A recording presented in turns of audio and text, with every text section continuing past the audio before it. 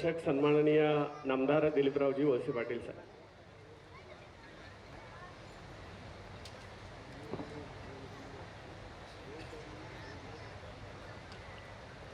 परम आदरणीय माऊली महाराज कदम उर्फ छोटे माऊली आणि व्यासपीठावर उपस्थित माझे सगळे सहकारी, आपल्या गिरवली गावातील आपण सर्व ज्येष्ठ मंडळी, तरुण मंडळी, माता भगिनी आणि पाहुणे रावळे, सांप्रदायिक क्षेत्रातले सर्व मान्यवर, उपस्थित बंधू आणि भगिनी, आज आपल्या गावाच्या माध्यमातून या ठिकाणी श्री काळभैरवनाथ महाराज आणि कमलच्या माता यांचं जे मंदिर आपण उभं केलं आहे त्याचा कलशारोहण सोहळा हा महाराजांच्या हस्ते या ठिकाणी संपन्न झालेला. आज या कार्यक्रमाला यायचा आग्रह ग्रामस्थांचा होता. मी बरेच दिवस आलो नव्हतो. आज थोडा वेळ होता, म्हटलं चला गिरवलीच्या लोकांना भेटू, का त्यांचा राग आपल्यावर एवढा आहे ते तरी तपासून पाहू. पण ते आता झालं गेलं, पुढं काय करायचं हा खरा प्रश्न आहे. आणि पुढं आपल्याला जायचं आहे सगळ्यांना. मी मताचा हिशोब करणारा, चुकीच्या पद्धतीने वागणारा राजकारणी माणूस नाही आहे. आणि मी जगतो पण त्याच्यासाठी जगतो आहे की जेवढं चांगलं कार्य आपल्या हातून घडेल तेवढं चांगलं कार्य आपल्या हातामधून घडलं पाहिजे. आणि कार्य याचा अर्थ फक्त इमारती बांधणं, मंडप बांधणं एवढ्या पुरता नाही, तर तुमचं सगळ्यांचं राहणीमान आहे, तुमचं सगळ्यांचं जीवन जे आहे ते आनंदित झालं पाहिजे, सर्व सुखांनी युक्त असलं पाहिजे. त्याच्यामधून आपली मुलं बाळं शिकली पाहिजे आणि आपली कुटुंब आहेत त्याच्यापेक्षा आणखीन उंचीवर गेली पाहिजे. मी आता जवळजवळ, महाराज तुम्हाला माहिती आहे, मी 8व्यांदा विधानसभेत आमदार म्हणून निवडून आलो. राज्यामध्ये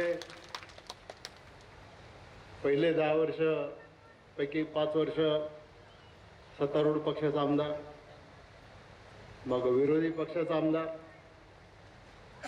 मग मंत्री, सुरुवातीला उच्च आणि तंत्र शिक्षण खात्याचा मंत्री, मग मेडिकल एज्युकेशनचा मंत्री. त्याच्यानंतर राज्यामध्ये विजेचा प्रश्न खूप गंभीर बनला होता. त्यावेळेला मला सांगितलं पक्षाने, नेत्यांनी, आता हे वीज खातं तुम्ही सांभाळा. वीज खातं चांगलं आम्ही करत आलं. पण अचानक मुंबईवर ज्या वेळेला अतिरेक्यांचा हल्ला झाला त्यावेळेला त्यावेळेचे गृहमंत्री माननीय R.R. पाटील यांनी नैतिक जबाबदारी स्वीकारून आपल्या मंत्रिपदाचा राजीनामा दिला.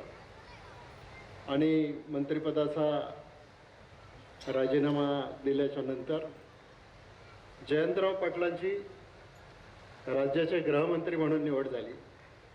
आणि जयंतराव पाटलांच्याकडे असलेलं अर्थ आणि नियोजन हे खातं मला देण्यात आलं.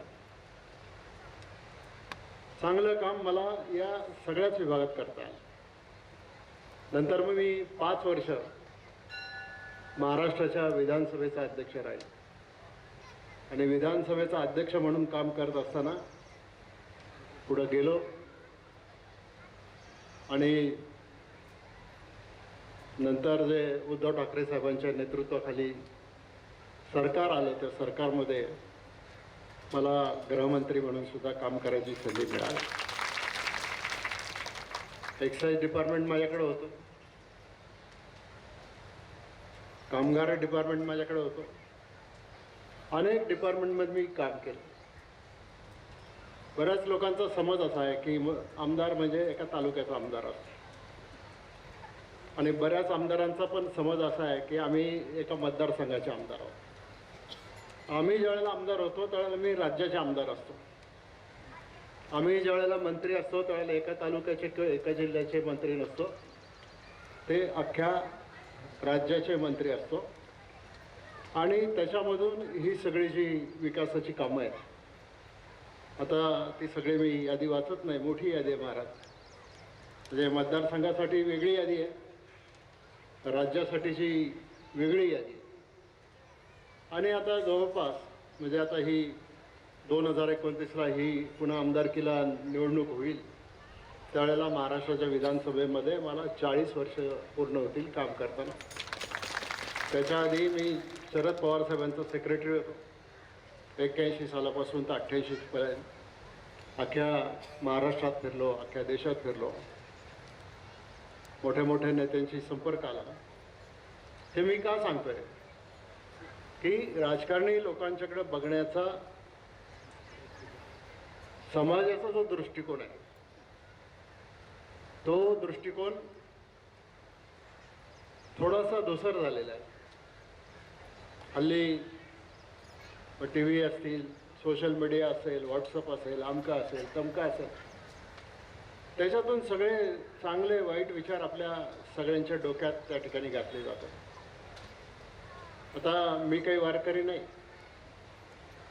पण अध्यात्मावर माझा दृढ विश्वास आहे.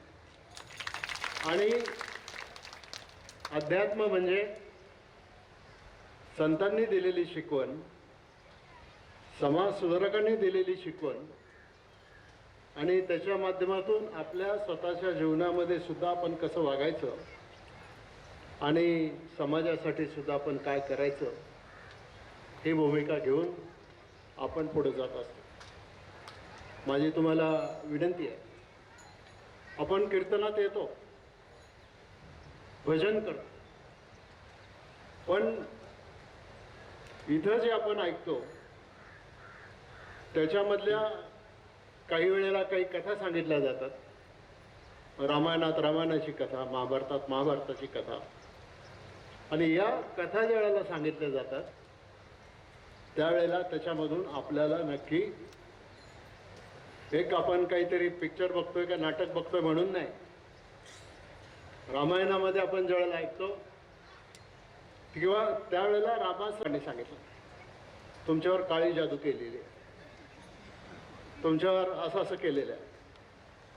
मी कधी त्याच्यावर विश्वास नाही ठेवला, आणि आज तुम्हाला सांगतो की मी आजपर्यंत कुठल्याही असल्या बंधू बाबाकडे मी किंवा माझं कुटुंब गेलेलं नाही, जाणार नाही. आणि मग त्याची काही किंमत आपल्याला त्या ठिकाणी द्यावी लागली तर देऊ. मी अर्थमंत्री असताना देहू पंढरपूरचा जो आराखडा आम्ही तयार केला, त्यावेळेला एकच वर्ष मी अर्थमंत्री होतो. 350 कोटी रुपये या देहूच्या आराखड्यासाठी, वारकऱ्यांसाठीचा मार्ग, पंढरपूरच्यासाठी, याच्यासाठी त्या ठिकाणी मंजूर केलं. पण हे कशा करता, म्हणजे आता आपल्या तालुक्यात पाण्याची व्यवस्था झाली का नाही झाली? पैसे येतात का घरी ऊसाचे? नाही.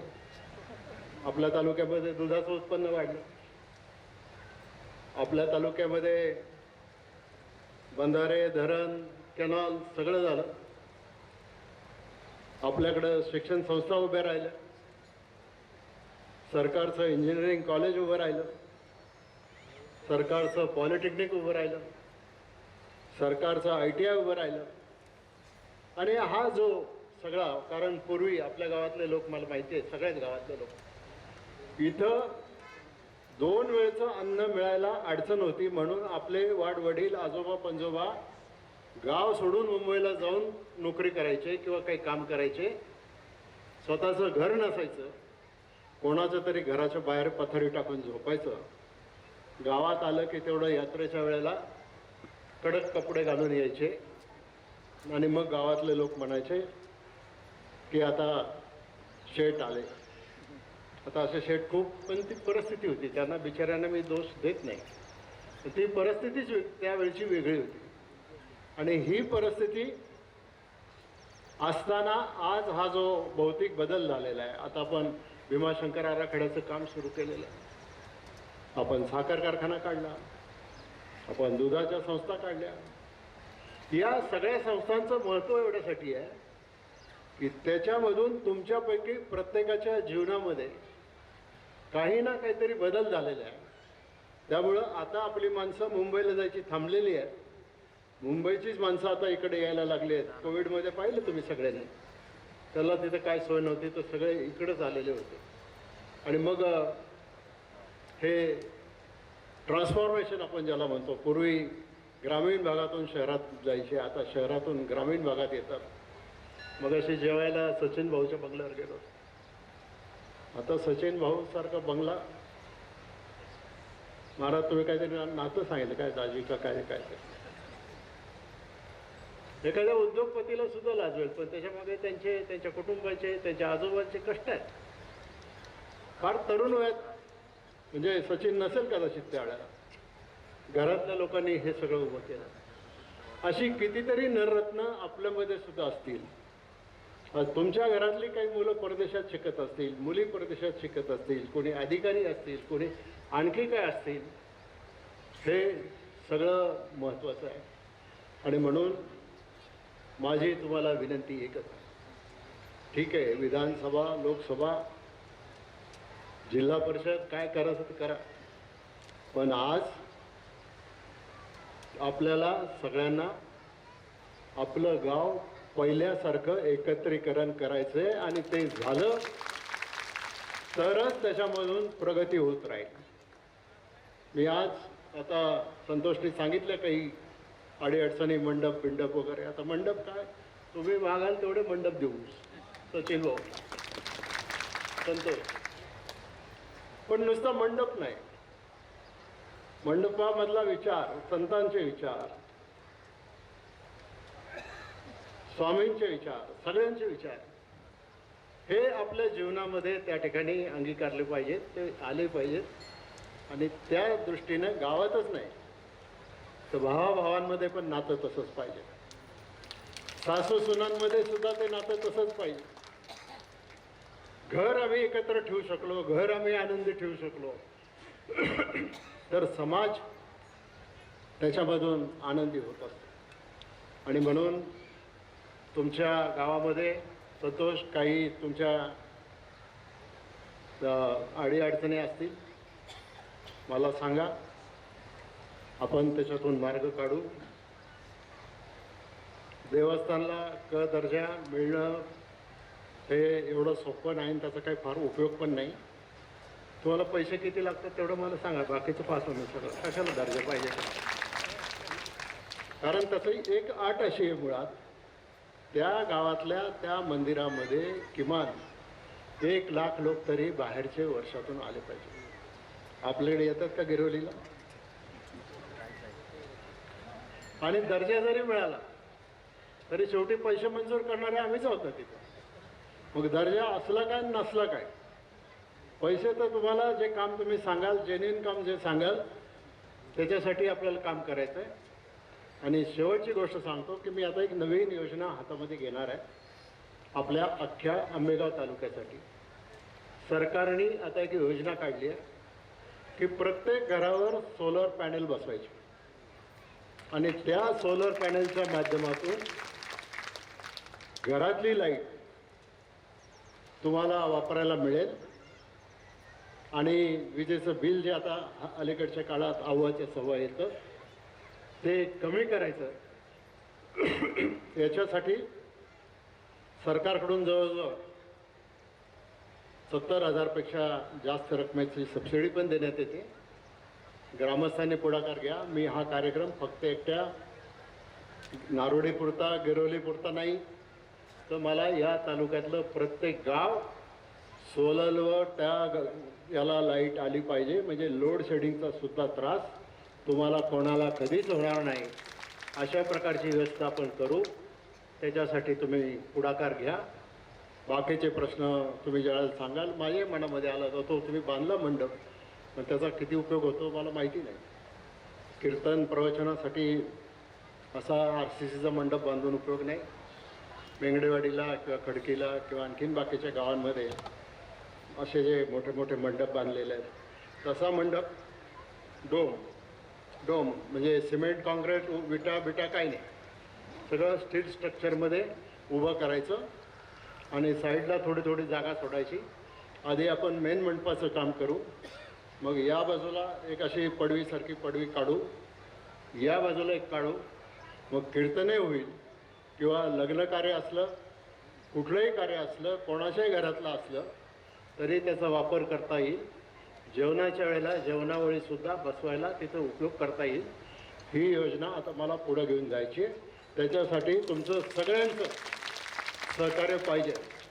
किती लोकांना मान्य आहे हे माझं म्हणणं, त्याने हात वर करा. बघा महाराज, तुमच्या साक्षीने बोलले का? तसं नाही वागलं तर मी तुमच्याकडे येईल, तुम्हाला जबाबदार धरेल. ते तुमचे भक्त आहेत. आम्हाला कोणी महाराज म्हणत नाही. म्हणायचे विधानसभेचा अध्यक्ष असताना अध्यक्ष महाराज, अध्यक्ष महोदय, तसं बाहेर कोणी म्हणत नाही. आणि आम्ही महाराज नाही, आम्ही माणूस आहोत. आम्हाला माणसासारखंच राहू द्या. आम्हाला आमचं घर, प्रपंच, कुटुंब सगळं आहे. पण गेली 40 वर्ष सार्वजनिक जीवनामध्ये वावरल्यानंतर आज माझ्यासारख्याच्या मनामध्ये कुठंही गर्व नाही, कुठलाही मी फार मोठा आहे असं नाही. लहानातला लहान माणूस मला तेवढाच महत्त्वाचा आहे. उद्योगपती मला तेवढाच महत्त्वाचा आहे. शेतकरी मला तेवढाच महत्त्वाचा आहे. शेवटी जगाच्या कल्याणा ही जी उक्ती आहे, त्या उक्तीप्रमाणे काम करत राहायचं आणि माणसाला कधीच कोणी देव घडू नका. भाषणात सुद्धा नाव नका घेऊ कोणी, असं ते झालं ते झालं. ठीक आहे, जाऊ दे, आता बराच उशीर झाला आहे. मी जेवून आलो आहे, तुम्हाला भुका लागल्या आहेत मला माहिती आहे. त्यामुळं सगळ्यांना धन्यवाद देतो. आणि महाराज, माझी एक विनंती आहे.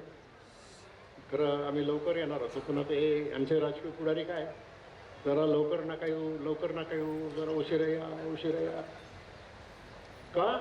तर तुम्हाला बसायला लागेल. आता जर महाराज तुमच्या कीर्तनातले 4 शब्द आमच्या कानावर जर पडले तर आमच्यासुद्धा सुधारणा नाही का होणार? आणि तुम्हाला आमची विनंती आहे, आम्ही जेव्हा येऊ, लवकर येऊ नाही तर उशिरा येऊ, तुमचं कीर्तन थांबवायचं नाही. कारण आम्हाला सुद्धा 15 मिनटं, अर्धा तास जो काही वेळ असेल ते ऐकायला आम्हाला आवडतं. कारण आम्ही त्याच सांप्रदायिक क्षेत्रातले कार्यकर्ते आहोत आणि तेच आम्ही काम करू. फक्त गोंधळगिरी नको. धन्यवाद. जय हिंद, जय महाराष्ट्र. सर्वांना विनंती आहे 2 मिनिट जागेवर बसून